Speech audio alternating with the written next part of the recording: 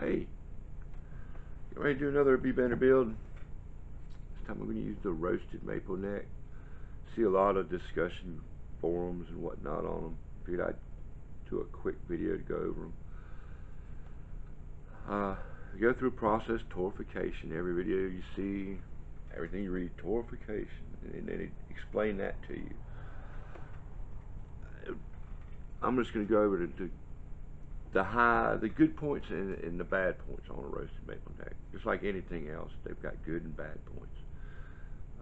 Of course, after they go through the torfication process, they're very hard, almost like a petrified wood almost, I guess. But that makes them very resistant to warping, bending, twisting. It also makes them very resistant to humidity, temperature, pressure.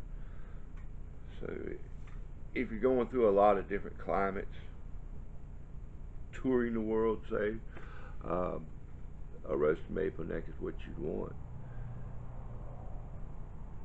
If you sit in your living room all day and that's the only place you play, well, you're not going to really see that good point about this neck. The other thing that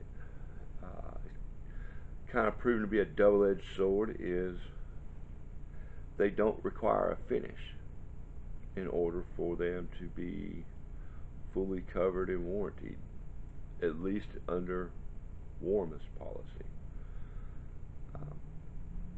Another good point about these is, and we'll get back to that, the good thing about these is it's a very bright sound, brighter than a normal neck. There's a video, I'll see if I can find it, but the guy actually did a video with a spectrum analyzer and did a regular neck, pulled that neck off, put a roast maple on, overlaid them. Great video. I'll see if I can't find it again, put it in the description. Some of the bad things about them is it's so hard. It's almost to the point of being brittle. So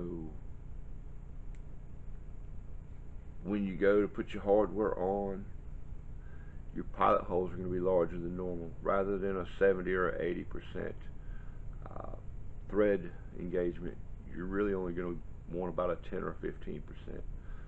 Very easy to splinter, very easy to crack, very easy to chip. When you order one, definitely either do like me and put your own frets in, or order it with stainless steel frets. If you order it with normal frets, I won't even do a fret replacement on a roasted maple neck. They're so bad about chipping and splitting that rather than just a normal chip out like you would on a rosewood fingerboard, it'll actually chip out all the way up to the next fret, depending on how old the neck is. And another thing, bad point, which I don't think it's a bad point, but the sound is so just full. If you were wanting to hit a lot of quick notes, this is going to kind of blend them together. You know, if you're like a top 40s kind of, or top 40s metal, whatnot, you're probably not going to want a roasted maple neck. On the other hand, if you want that country, whiny, twangy Telecaster sound, well, roasted neck is good for you. Let's go back on the finishing of the maple necks. You see a lot of posts about that. How do I finish a roasted maple neck? Well, it's a piece of maple. It's a piece of wood. You finish it just like you would any other one. The big thing about these necks is you don't have to. At least if you get it from Warmans, you don't have to. If you've never felt a raw neck with nothing on it, you really need to. It's just the best, the fastest neck. Man, they just feel great when they don't have anything on them. There's no finish for your hand to like stutter over. And those guys will generally sand it down to about a 3,000 grit. They're calling it burnishing. Burnishing to me is taking old sawdust and rubbing it until it gets hot and actually uh, burnishes the wood. What they're doing, I consider micro polishing, and that's what I'm going to do with this one in my next video. But on the other hand, the other side of things, people are saying, well, why would you spend the money for a roasted maple neck, not take care of it? And why would you want all this beautiful wood grain and not pop it out? And so they like to finish these. If you want to put a finish on it, put a finish on it like you would anything else. I'm going to do something that is going to give you the best of both worlds, and that's going to be my next video, how I do a roasted maple neck. It's going to feel like a raw neck,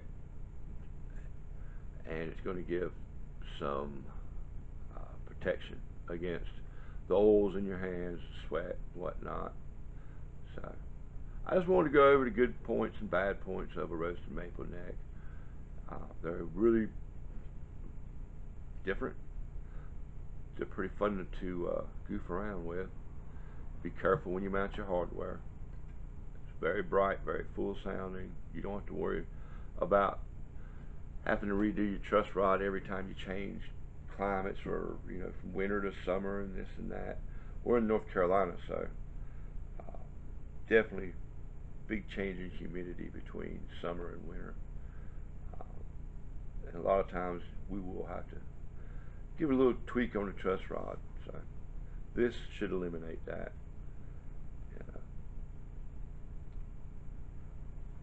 There you go, roasted maple neck.